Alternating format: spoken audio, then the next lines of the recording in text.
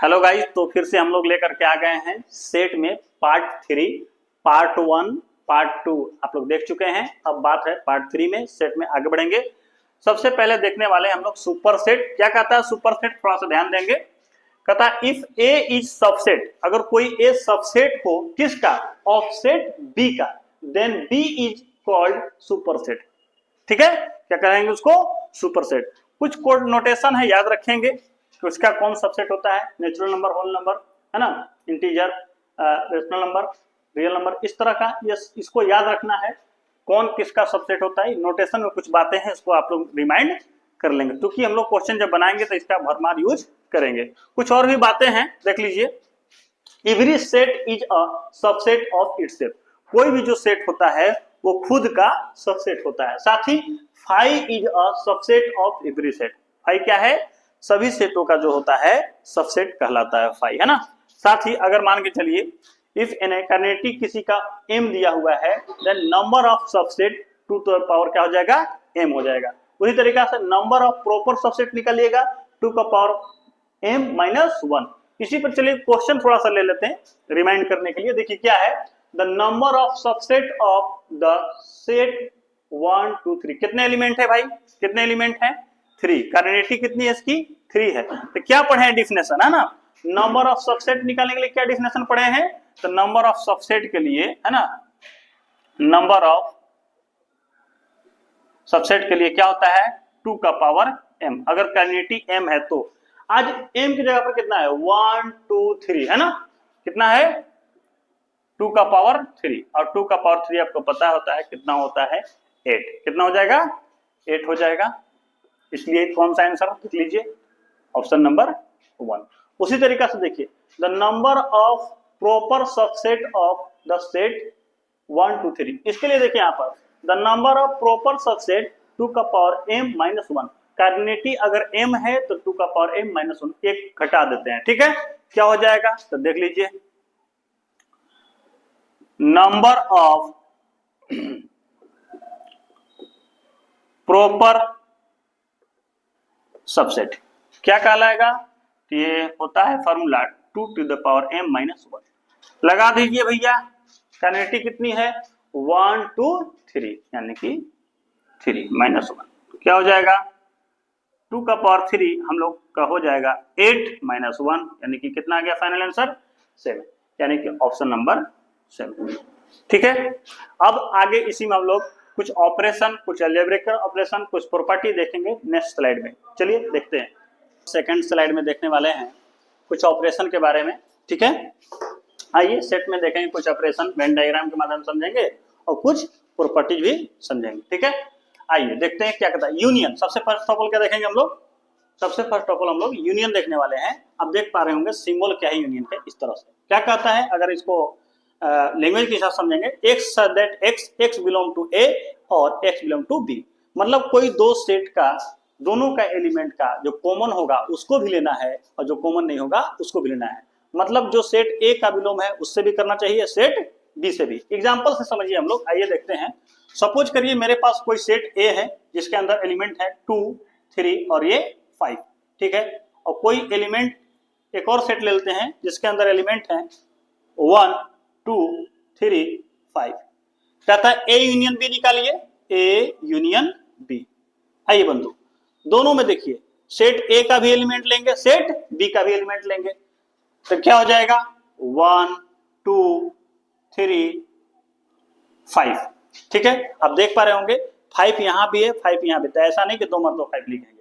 2 यहां भी है, 2 यहां भी है, 2 यहां भी, तो ऐसा नहीं कि दो मरतबा लिखेंगे। क्यों, क्योंकि सेट में हम लोग एलिमेंट का रिपीटेशन नहीं करते हैं, एक ही बार लिखते हैं। ये निकल के आ गया ए यूनियन बी। आइए अब हम लोग इसको वेन डायग्राम के मदद से भी हम लोग समझ लेते हैं। कैसे, देखिए सपोज करिए, चलिए एक हम लोग ऑब्जेक्ट बना लेते हैं कुछ इस तरह से। देखिएगा कोई सेट ए है और इस सेट को हम लोग बोल दिए बी। ये सेट ए है, ये सेट बी। ठीक है, और ये यूनिवर्सल सेट है, पूरा को बोल दिए। ठीक है, अब ये जो पार्ट आएगा, अगर हमको निकालना होगा ए यूनियन बी, क्या निकालना है, ए यूनियन बी, क्या कहलाएगा। तो देखिए ए वाला पूरा टर्म, ये देखिए ये टर्म, ये टर्म, ये टर्म, ये टर्म, ये टर्म, ये टर्म, ये टर्म, और ये वाला भी टर्म, टोटल का टोटल ये सब आ जाएगा। टोटल भाग जो आएंगे ए यूनियन बी के अंतर्गत आ जाएंगे। देख पा रहे होंगे, इस तरह से ए यूनियन बी का हो गया। कोई सेट ए है, कोई सेट बी है, तो वेन डायग्राम मदद से हम लोग कर सकते हैं, क्योंकि एग्जाम्पल भी लिए हैं। अब बात करने वाले हैं कुछ इसके प्रॉपर्टीज भी होते हैं, देख लीजिए। प्रॉपर्टीज ऑफ क्या होगा, ए यूनियन बी बराबर कितना होता है, बी यूनियन सी। साथ ही ए यूनियन ए, अगर किसी सेट का खुद के साथ यूनियन निकालिएगा तो वो सेट ए ही आता है। साथ ही देख लीजिए A union B, B union C, अगर इनके साथ किया जाए तो डिस्ट्रीब्यूट हो जाता है। देखते ए यूनियन बी निकाल लीजिए, फिर यूनियन सी के साथ दोनों क्या होगा, इक्वल आ जाएगा। साथ ही किसी सेट का अगर आप यूनिवर्सल सेट के साथ यूनियन निकालते हैं तो जो रिजल्ट आएगा वो यूनिवर्सल ही आएगा, ठीक है ना। साथ ही अगर कोई ए बी का सबसेट है और ए यूनियन बी निकालेंगे तो याद रखिएगा रिजल्ट क्या आएगा, बी आएगा। एग्जाम्पल देख लीजिए, इसका भी एक एग्जाम्पल देख लीजिए, है ना। सपोज करिए मेरे पास कोई सेट ए है जिसके अंदर एलिमेंट है 2, 4, 6, 8 और ये 10, और कोई मेरे पास एक बी है जो है 1, 2, 3, 4, 5, 6, 7, 8, 9 और 10, ये एलिमेंट हो गए। अब देखिए, अगर देखिए यहां पर 1, 2, 3, 4, 5, 6, 7, 8, 9, 10, क्या ए बी का सबसेट नहीं है, बिल्कुल सबसेट है, क्योंकि ए के सारे एलिमेंट जो है वो बी के ही है, तो ए सबसेट बी है। तो हम लोग यहाँ पर देख सकते हैं कि जब ए सबसेट बी है तो ए यूनियन बी क्या आएगा, बी आना चाहिए। तो निकालिए भाई ए यूनियन बी, ठीक है। तो देख पा रहे होंगे 1, 2, 3, 4, 5, 6, 7, 8, 9 और ये 10। आप क्या देख रहे हैं कि यहाँ पर एलिमेंट को आप मिलाइए, 1, 2, 3, 4, 5, 6, 7, 8, 9, 10, क्या आ गया, क्या ये तो बी वाला एलिमेंट आ गया। कौन सा आ गया, बी वाला आ गया। यानी कि ए यूनियन बी ये आपका बी ही आएगा। कब, इफ ए सबसेट बी हो, ठीक है। अब मिलते हैं हम लोग नेक्स्ट स्लाइड में एक और ऑपरेशन के साथ। चलिए सेकंड स्लाइड में लेकर के आ गए हैं एक और ऑपरेशन हम लोग, इंटरसेक्शन। क्या कहता है इंटरसेक्शन, देखिए हम लोग, है ना, आइए। कहता है ए इंटरसेक्शन बी, ये सिंबल देखिए, जस्ट यूनियन का ऑपोजिट, यूनियन क्या था, ए यूनियन बी, कुछ इस तरह से। अब इसी को पलट दीजिए तो क्या हो जाता है, इंटरसेक्शन, है ना। तो देखिए क्या है, ए इंटरसेक्शन बी, कहता है x that x belong to A and x belong to B, मतलब किसी दो सेट में कॉमन पार्ट को लेना है, मतलब ए का एलिमेंट भी बिलोंग करना चाहिए, बी का भी। देखिए क्या कहते हैं, एग्जांपल समझिए, है ना। कहता है कोई अगर सेट ए है, चलिए ले लेते हैं 1, 2, 3, 4, 5, 6, 7 और ये 8, ठीक। एक सेट बी ले लेते हैं, चलिए 2, 3, 4, 8 और ये 6। अगर हमको निकालना है ए इंटरसेक्शन बी, तो देखिए जो जो पार्ट कॉमन है कुछ उसी को लेंगे, क्योंकि कहता क्या है यूनियन कि x belong to A and x belong to B, मतलब ऐसा एलिमेंट लेना है जो ए में भी बिलोंग करते हैं और बी में भी बिलोंग करते हैं। कौन कौन सा एलिमेंट है, देखिए भाई 1 यहाँ है, क्या ये 1 यहाँ है, नहीं है। तो 2 है, बिल्कुल 2 है, तो लिखेंगे 2। 3 यहाँ भी है, 3 यहाँ भी लिखेंगे। 4 यहाँ भी है, 4 यहाँ भी है, लिखेंगे। 5 देखिए यहाँ है, लेकिन यहाँ नहीं है, दोनों में होना चाहिए, कॉमन पार्ट नहीं है। 6 बिल्कुल 6 यहाँ है, 8 भी है, और कोई भी पार्ट एलिमेंट नहीं है कॉमन, इसलिए देखिए ए इंटरसेक्शन बी क्या आ गया, 2, 3, 4, 5, 6, ठीक है। 2, 3, 4, 6, 8 याद रखिएगा, रिपीट नहीं करना है।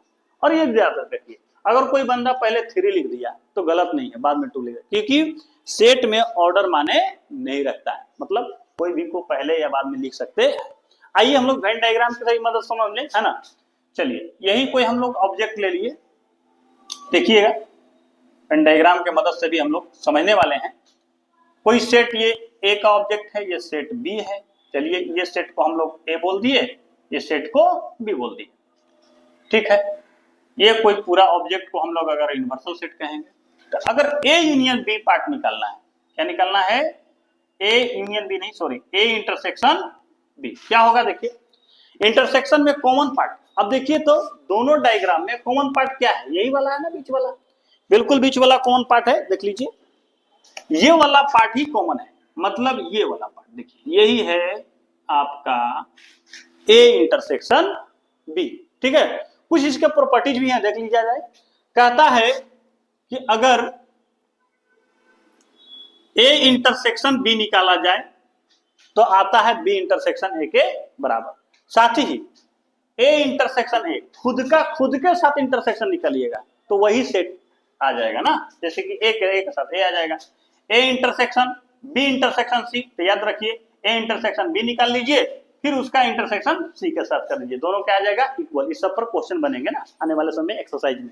ठीक है, और इन्वर्सल सेट के साथ अगर आप इंटरसेक्शन निकालते हैं तो याद रखिएगा रिजल्ट जिस सेट के साथ इंटरसेक्शन निकालेंगे वही सेट आपका आंसर होगा। अगर ए के साथ इंटरसेक्शन निकालेंगे इन्वर्सल सेट के साथ तो ए आएगा, बी के साथ निकालेंगे तो बी आएगा। एक और प्रॉपर्टी देखिए, कहता है ए सबसेट अगर बी हो तो ए इंटरसेक्शन बी क्या आएगा, तो ए आएगा। एग्जाम्पल देखिए इसका, चलिए एग्जाम्पल लीजिए। कहता है कोई सेट ए है 2 2 4 6 8 और ये 10। कोई सेट बी लीजिए, चलिए लीजिए बी सेट 1 2 3 4 5 6 7 8 9 और ये 10, ये एलिमेंट है इसके। अब देखिए यहां पर ए सबसेट बी बिल्कुल है, ठीक है। अगर इसका इंटरसेक्शन निकालेंगे तो क्या आएगा, ए इंटरसेक्शन बी। कहता क्या है, रूल क्या कहता है जो element x belong to A and x belong to B, दोनों में ही बिलोंग करना चाहिए। तो भैया दोनों बिलोंग कौन कर रहा है, देखिए 2 है, ठीक है, 3 नहीं है, 4 है, क्या है 6 यहाँ है, 6 यहाँ भी है, चलिए 8 यहाँ है और ये 10। अब देखिए जरा ये जो एलिमेंट आया 2 4 6 8 10, क्या ये सेम नहीं है, ये किसका एलिमेंट है, ए का है, यानी कि यहां पर आ गया ना ए इंटरसेक्शन बी इक्वल क्या ए, ये वाला प्रॉपर्टी फॉलो कर गया। मतलब कोई भी ए सबसेट बी हो या सी सबसेट सी हो, किसी का भी सबसेट का निकालिएगा तो जो सबसेट होगा वही इंटरसेक्शन में आंसर आएगा। ठीक है, मिलते हैं हम लोग नेक्स्ट स्लाइड में। चलिए इस स्लाइड में हम लोग देखेंगे डिफरेंस के बारे में, कैसे डिफरेंस निकालते हैं दो सेट के बीच, है ना। आइए देखते हैं। सबसे पहले एग्जांपल समझ में आएगा कि एक सेट से दूसरे सेट में कैसे डिफरेंस निकालते हैं, कैसे माइनस करते हैं, समझिए। सपोज करिए मेरे पास कोई सेट ए है, चलिए सेट ए लिख लेते हैं हम लोग, है ना। उसके अंदर एलिमेंट है 1 2 3 4 5 6 7 8 9 और ये 10, ये इसके एलिमेंट है। एक सेट मेरे पास बी है, ठीक है, 2 4 6 8 और ये 10, ठीक है। अगर निकालना है डिफरेंस a माइनस बी, देखिए क्या होगा, समझिए आसान भाषा में।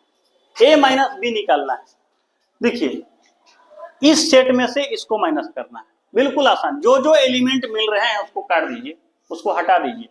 क्या है, 2 यहाँ है, 2 यहाँ भी है, 4 यहाँ है, 4 यहाँ भी है, 8 यहाँ है, 8 यहाँ भी है, 10 है, 10 है। देखिए 2 कट कीजिए इसको, कैसे a माइनस बी निकलेगा, देखिए आसान तरीका से 2, चलिए 2 को कट कर दीजिए, 4 को कट कर दीजिए, 6 को कट कर दीजिए, 8 को कट करिए, 10 को। अब बच कौन गया, ठीक है ना, बच कौन गया, देखिए यहाँ पे 1 3 5 7 और ये 9 निकल गया a माइनस बी, ठीक है, आसान तरीका से निकाल लिए।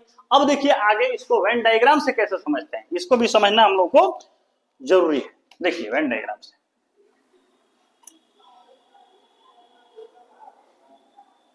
चलिए इसमें निकालने वाले हैं हम लोग a माइनस बी।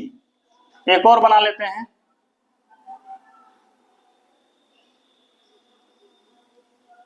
चलिए, और इसमें निकालने वाले हैं हम लोग b माइनस ए। कैसे करेंगे a माइनस बी, देखिए दो सेट ले लेते हैं, एक सेट a और एक सेट b। सपोज करिए a सेट a है और ये सेट b है, ठीक है। हम लोगों को जरूरत क्या है, a माइनस बी, तो जो टर्म इसमें यूज हो रहे होंगे सिर्फ उसी को हटाएंगे, वही रह जाएगा, बाकी सब खत्म हो जाएगा। a माइनस बी क्या बचेगा, a माइनस बी, तो देखिए यही वाला टर्म बचेगा, ये देखिए ये भी डायग्राम की मदद से हम लोग समझ लेंगे। a माइनस बी, अब b माइनस a कैसे होगा,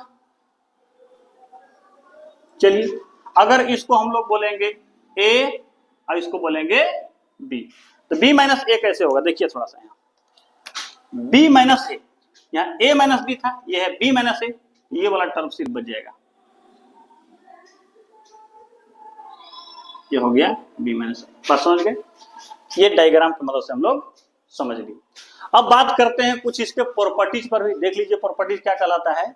अगर किसी सेट के साथ किसी सेट को डिफरेंस निकलेगा तो कोई एलिमेंट बचेगा ही नहीं, मतलब इम्पटी सेट हो जाएगा। इम्पटी सेट को दिखाते कैसे हैं भाई, 5 से, यानी कि a माइनस ए क्या हो जाएगा, 5 हो जाएगा। अब किसी सेट में से 5 को अगर माइनस करेंगे इम्पटी सेट को, तो उस पर कोई फर्क नहीं पड़ेगा, जो सेट है वही बच जाएगा। साथ ही साथ कोई सेट अगर दिया हुआ है, कोई यूनिवर्सल सेट है, अगर उसको उसमें सब्ट्रैक्ट करते हैं, डिफरेंस निकालते हैं, तो वहां पर उस स्थिति में 5 बच जाएगा।